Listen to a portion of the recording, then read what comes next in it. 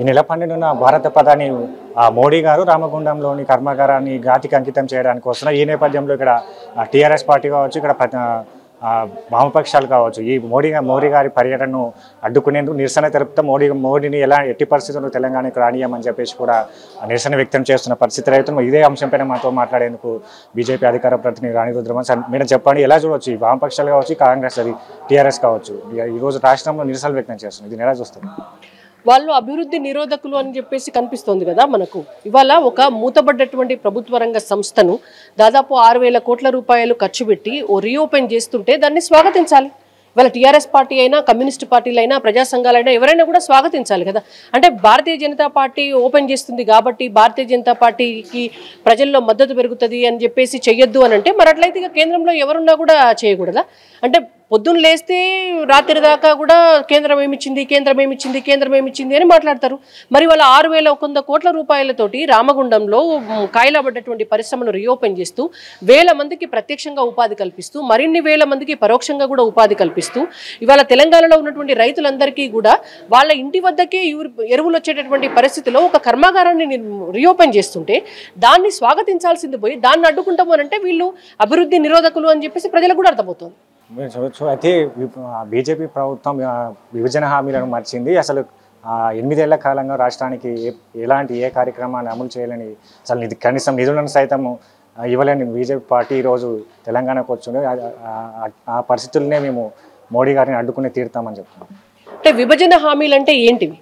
ఇవాళ విభజన హామీల్లో గిరిజన యూనివర్సిటీ ఇస్తామన్నారు. గిరిజన యూనివర్సిటీకి తెలంగాణ రాష్ట్ర ప్రభుత్వము భూములు ఇవ్వకపోతే గాల్లో కడతారా యూనివర్సిటీ? ఇవాళ విభజన హామీలు అంటే Kazipet coach factory, overwhelming factory ఉంది, దానికి సంబంధించినటువంటి జాగా ఇవ్వకపోతే దాన్ని ఏమన్నా ఆకాశంలో లేకపోతే ఇంకెక్కడన్నా పాతాళంలో కడుతుందా కేంద్ర ప్రభుత్వం? ఇవాళ మీరు చేయవలసినటువంటి కోఆపరేషన్ ఏది కూడా చేయకుండా, చేసే పనులేవి చేయనీయకుండా మీరు అడ్డు తగిలి అనుక్షణం అడ్డు తగిలి మీరు ప్రతినిత్యం కూడా కేంద్ర ప్రభుత్వాన్ని బదనాం చేస్తూ మొన్నటిదాకా బదనాం చేసింది కదా. గిరిజన రిజర్వేషన్లకు సంబంధించి కేంద్ర ప్రభుత్వమే ఆపింది అన్నారు. మరి వాళ్ళ మునుగోడు ఎన్నిక రావగానే రాత్రికి రాత్రి జీవో ఎట్లా వచ్చింది? రాష్ట్ర ప్రభుత్వం గిరిజన రిజర్వేషన్లకు సంబంధించిన జీవో ఎట్లా తీసింది? ఒకవేళ కేంద్ర ప్రభుత్వం చేతులనే కనుక ఉంటే కేంద్ర ప్రభుత్వమే ఆపితే ఇప్పుడు కూడా ఆపుతుంది కదా కేంద్ర ప్రభుత్వం. అంటే ప్రతి దానికి కూడా రాష్ట్ర ప్రభుత్వం చేయవలసినటువంటి ఏ సహకారం కూడా చేయకుండా కేంద్రాన్ని నిందించడం బాగా అలవాటైంది. ఇవాళ కేంద్రం ఆ అడ్డంకులన్నీ కూడా దాటుకొని తాను చేయగలిగేటటువంటి ప్రతి పనిని, ప్రతి పైసాను కూడా తీసుకొచ్చి రాష్ట్రంలో పెడుతున్నప్పుడు ఓర్వలేనటువంటి తనంతో ఇవాళ అభివృద్ధి నిరోధకులుగా, ప్రజా వ్యతిరేకలుగా వాళ్ళు పనిచేస్తున్నారు. ఇప్పటికే ఓపెన్ అయిపోయింది, ఉత్పత్తి స్టార్ట్ అయింది, మళ్ళీ ఓపెన్ చేయడం ఏంటని టీఆర్ఎస్ వర్గాలు చెప్తున్నారు. అది ట్రయల్ రన్ అయింది. ఇప్పటి వరకు ట్రయల్ రన్ అయింది. ట్రయల్ రన్ అయ్యి ఇప్పుడు పూర్తి స్థాయిలో దానికి ఉన్నటువంటి అవరోధాలన్నీ కూడా తొలగిపోయి మధ్యలో మిషనరీ ప్రాబ్లమ్స్ వస్తాయి, చాలా వరకు మధ్యలో ప్రొడక్షన్ ఆగిపోతూ ఉంటుంది. సో ఇవన్నీ కూడా దాటుకొని ఫుల్ ఫ్లెడ్జ్డ్గా ప్రొడక్టివిటీ వచ్చేటటువంటి పరిస్థితికి వచ్చినప్పుడు దాన్ని జాతికి అంకితం చేస్తున్నారు. ఒక ప్రభుత్వ రంగ సంస్థను జాతికి అంకితం చేయటం అనేటువంటిది చాలా ప్రొయాక్టివ్గా చూడాలి మనం. అదొక పాజిటివ్ థింగ్. అది మన తెలంగాణలో రామగుండంలో జరగడాన్ని కూడా మనం చాలా సంతోషించాలి. దాంతోపాటుగా దాదాపుగా ఒక 9,500 కోట్ల విలువ చేసేటటువంటి ఖర్చు పెట్టినటువంటి జాతీయ రహదారులను కూడా నరేంద్ర మోడీ గారు ఎల్లుండి జాతికి అంకితం చేస్తున్నారు. అంటే దాదాపుగా ఒక 15,000 కోట్ల రూపాయల పెట్టుబడి అనేటువంటిది తెలంగాణలో జరుగుతుంది కదా. అది సంతోషకరమైనటువంటి అంశం. అది ఓర్చుకోలేని వాళ్ళు ఎందుకు వస్తున్నారు, ఎందుకు ప్రారంభిస్తున్నారు అని అంటే అసలు వాళ్ళ ప్రశ్నలో అర్థం ఉందా? అంటే బీజేపీ ప్రజలకు దగ్గర అవుతోంది అనేటువంటి దాన్ని ఓర్వలేక తప్ప ఒక ప్రధానమంత్రి గారు మన దగ్గరికి వచ్చి ఒక కర్మాగారాన్ని జాతికి అంకితం చేస్తే మన ప్రజలకే కదా లాభం జరుగుతుంది, మన తెలంగాణకే కదా లాభం జరుగుతుంది. ఇవాళ ఇన్నాళ్ళు మీరు ఏమిచ్చింది అన్నోళ్ళు ఇస్తున్నారు కదా, ఇవాళ ఓపెన్ చేస్తున్నారు కదా, బాధ్యతగా పనిచేస్తున్నారు కదా, దాన్ని స్వాగతించండి. ఇవాళ దాన్ని అడ్డుకుంటున్నారంటేనే మీ కురుచ మనస్తత్వం ఏమిటి అనేటువంటిది ప్రజలు చూస్తున్నారు. ఇప్పటికే మేము కాంగ్రెస్ పార్టీ హయాంలో ఉన్నప్పుడు 10,000 కోట్లు పెట్టినాం, ఇల్లు కట్టినాం. అసలు ఇప్పుడు బీజేపీ ప్రభుత్వం వచ్చి సున్నమేసుడు ఇలాంటి కార్యక్రమం ఏంటని చెప్పేసి కాంగ్రెస్ వర్గాలు అంటున్నారు. ఒకవేళ పెట్టినారు కావచ్చు, అంటే ఇప్పుడు ఓపెన్ చేయకూడదా? అంటే ఇప్పుడు రీఓపెన్ చేయకూడదా? అంటే దాన్ని అట్లనే పెట్టి ఉంచాలనా?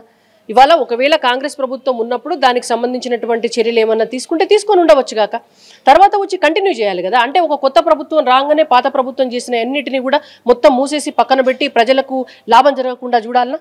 ఇవాళ దాన్ని వాళ్ళు కూడా సంతోషించాలి కదా, సంతోషించాలి, వాళ్ళు ఆహ్వానించాలి. నిజంగానే వాళ్ళ బాధ్యత కనుక రామగుండం ఎరువుల కర్మాగారం విషయంలో ఉంటే వాళ్ళు ఈ పని చేసి ఉంటే దాన్ని గర్వంగా చెప్పుకోవాలి. ఇవాళ రామగుండం కర్మాగారం ఎరువుల కర్మాగారాన్ని జాతికి అంకితం చేస్తున్న ప్రధానమంత్రి గారు దాన్ని స్వాగతిస్తూనే నిజంగా అందులో కాంగ్రెస్ పార్టీ కనుక తన పని ఏదైనా చేసి ఉండుంటే, తన వంతు భాగస్వామ్యం ఉండుంటే గతంలో వాళ్ళ అధికారంలో ఉన్నప్పుడు దాన్ని వాళ్ళు చెప్పుకోవచ్చు, దాన్ని ఎవరు తప్పుపట్టరు. అంతేగాని అప్పుడు వాళ్ళెవరో ఏదో గత 8 సంవత్సరాల క్రితం ప్రభుత్వంలో ఉన్నప్పుడు చేశారు కాబట్టి ఇప్పుడు దాన్ని చేయకూడదు భారతీయ జనతా పార్టీ అని అంటే ఇవాళ ప్రజల అభివృద్ధిని, ప్రజలకు ఉపాధి కల్పించేటటువంటి అవకాశాన్ని, ప్రజలకు అవసరాలను తీర్చేటటువంటి ఒక కర్మాగారాన్ని పెట్టకుండా చూస్తూ ఉండడం అనేటువంటిది తప్పవుతుంది కదా. వామపక్షంలో ప్రధానమైన డిమాండ్ ఉంది, 75% స్థానికులకే ఉద్యోగాలు అని చెప్పేసి వామపక్షాలు. అన్నిటి విషయంలో కూడా వామపక్షాలు అట్లనే మాట్లాడితే చాలా బాగుంటుంది. ఇవాళ తెలంగాణ రాష్ట్రంలో వచ్చినటువంటి ఇండస్ట్రీలు, తెచ్చినటువంటి ఎంప్లాయ్మెంట్ పాలసీ ఎక్కడ ఉన్నది? మరి అలా రెడ్ కార్పెట్ పరిచి ఎవరినెవరినో తీసుకొని వచ్చి లక్షల కోట్ల రూపాయల ఇండస్ట్రీలన్నింటినీ కూడా కల్వకుంట్ల వారి కుటుంబ సభ్యులు పార్ట్నర్షిప్ చేసుకొని పెడుతున్నారు కదా. మరి ఆ ఇండస్ట్రీలన్నింటిలో కూడా స్థానిక యువతకు ఉపాధి అవకాశాలు కల్పించాలి అని చెప్పి వామపక్షాలు డిమాండ్ చేయాలా, డిమాండ్ చేసి దీనికి కూడా కావాలని అడగాలి. అది న్యాయమే, మేము ఒప్పుకుంటాం. ఖచ్చితంగా ఏ ఇండస్ట్రీ ఉన్నా కూడా దానికి స్థానికులకు కూడా కొంత రిజర్వేషన్ ఇవ్వాలని అడగడంలో న్యాయం ఉంది.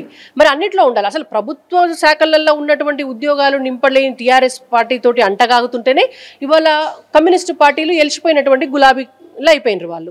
ఇవాళ అయిపోయి వాళ్ళు ప్రజల తరపున మాట్లాడకుండా, నిరుద్యోగుల తరపున మాట్లాడకుండా, కార్మికుల తరపున మాట్లాడకుండా, భూములు కోల్పోతున్న రైతుల తరపున, భూ నిర్వాసితుల తరపున మాట్లాడకుండా, ఇవాళ పనిచేసుకునేటువంటి అవకాశం లేని కూలీల తరపున మాట్లాడకుండా, ఇవాళ ఈ వామపక్ష పార్టీలన్నీ కూడా వాళ్ళ సిద్ధాంతాలను దులుపుకొని పింక్ కలర్ చొక్కాలు వేసుకొని ఇవాళ కల్వకుంట్ల వారి కుటుంబం దగ్గర బానిసల్లాగా బడి ఉంటాము, వాళ్ళ సిద్ధాంతాలను వదిలేసుకొని అంటే వాళ్ళు ఉండనియండి, దానికి మాకేం అభ్యంతరం లేదు. వాళ్ళు ఆయనతో డైరెక్ట్ టీఆర్ఎస్ కండవాలు వేసేసుకుని టీఆర్ఎస్ పార్టీగా బీఆర్ఎస్లో కలిపేసుకుంటే వాళ్ళ సిపిఐ సిపిఎంను కూడా ఇంకా బాగుంటుంది. భవిష్యత్తులో అదే జరుగుతుంది. ఇవాళ కేసీఆర్ గారి మోసానికి వీళ్ళు ఏమంటారు, ఆయన ఆడిచ్చినటువంటి ఆటలో భాగస్వాములు అవుతున్నారు కదా, పావులు అవుతున్నారు.